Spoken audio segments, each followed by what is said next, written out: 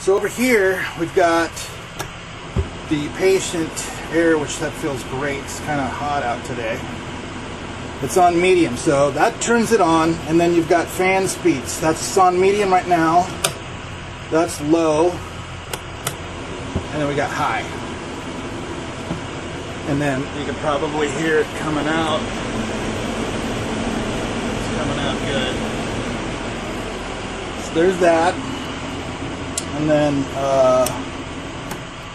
we have the light switches. So let me do that.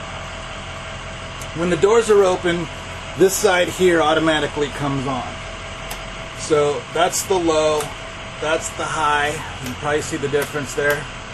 And then over for that side, it's on high, that's off, and that's low. Where's that? Oh yeah, then there's IV hooks there, over there, and there's another one right here. You can fold that up if you want. That's that. Then, the next switch is the oxygen switch. So how that works is it has emergency bypass. I think I have an extra knob to put on there somewhere. I'll look. There's a little knob that goes on there. You keep it off, and then when you want to turn the oxygen on, if you're going to use the oxygen, then you just flip the switch. What that does is if the tank leaks, it won't leak. That prevents it from leaking. If you get in an accident or something like that, you can also stop the flow of oxygen there, and it will stop pumping it back to the patient compartment, which actually happened to me before. I was in a really bad accident. We were hit broadside, and our oxygen house tank was compromised. So that's a great feature to have, to prevent fires to the back patient compartment.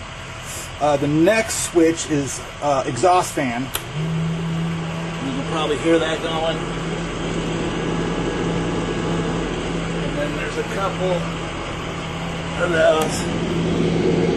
You can hear that to suck out any stench that might be back here. There's that. Then we got suction.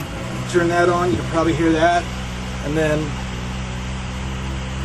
you just...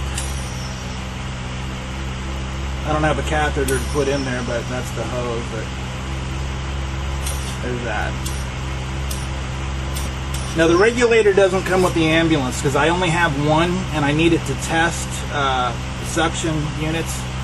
But the motor and everything comes with the ambulance. Just the pop-out regulator doesn't. The canister, all the hose goes with the ambulance. Just the regulator is the only thing. I might have an extra one. If I do, I'll give it with the ambulance, but. Pretty sure I just have this one. And then if you want to increase it, you turn the knob. So that's that. My favorite feature is automatic door locks. So if you look over here on that,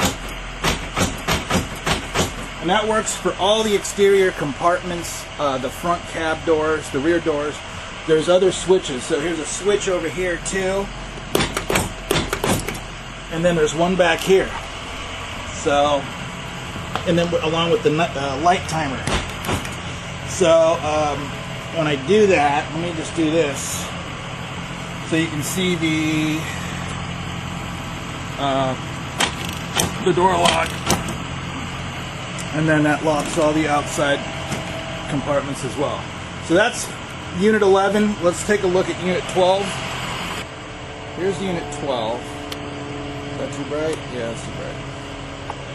So here's 12, same configuration, same color scheme, same design and everything. A couple of differences. This unit, the drawers are labeled, and then inside these compartments there's some head beds that have been modified to hold certain things in place so it doesn't roll around and whatnot. So there's that. Let me just start going through all this real quick. Okay, so under here, shallow space, this, more counter space, the child seat there, under the. Keep in mind, this unit has some stuff in it still. There's some trash bags. Some of these drawers still have some items in there that I haven't taken out yet. Oh yeah, you know what? I didn't show you something on the other unit. There's an area here for. Well, there's road flares and stuff in there. Typically, you would use that for to put like your Wexide or Germicide, whatever you use to clean the gurney. That's what you would put there. And then same configuration for the compartments and everything. Lockable narcotics locker there. Compartments there. Compartments there. Okay, so let me get this going.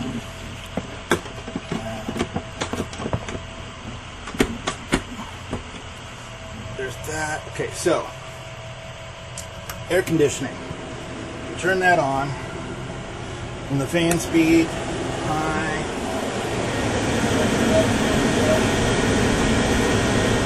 That, and then medium, and then low. There's that, and then the thermostat, I forgot to show you on the other one, the thermostat's right there. So if you want it hot, cold, whatever, you adjust it there. That's how you control the temperature. So then, let's see, so there, oh yeah, and then behind, this is just a metal plate. There's some cutouts here to mount radios for your base station, hospitals, and whatnot. So if you have those and want to install them, you can just take this metal plate off, and then there's 3 holes there for 3 radios. All right, the lights. So we've got,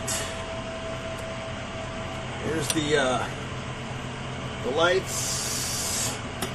So that's low. That's high. Over there, there's high. There's low. And then the same deal. Oh, you can see here, this one, here's the knob for the emergency bypass. And you can see that it's off. You just leave it off, and then, oh yeah, and then also to see how much is in the tank. I didn't show you that on the other unit either. When you got a tank in there, it'll show you. You can just look to see how much you got left in the tank. It's only for the oxygen. There isn't a pressure gauge for the med air. Med air's, you know, obviously not something you use that often, so they don't have a gauge for it. Then the exhaust fan. Hear that. There. And there.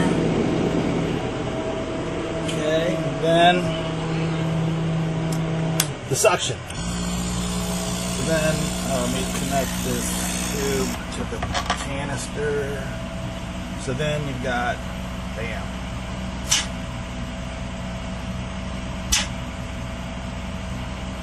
So there's a suction, and then the door locks. That button is there. You can see it there. And then same deal. There's a button here, and then there's one down over here as well. There's that. Then I don't think I opened. Did I open these drawers? I don't remember if I did or not. There's that. There's that. There's that. Oh yeah, the electrical on this rig. There's that.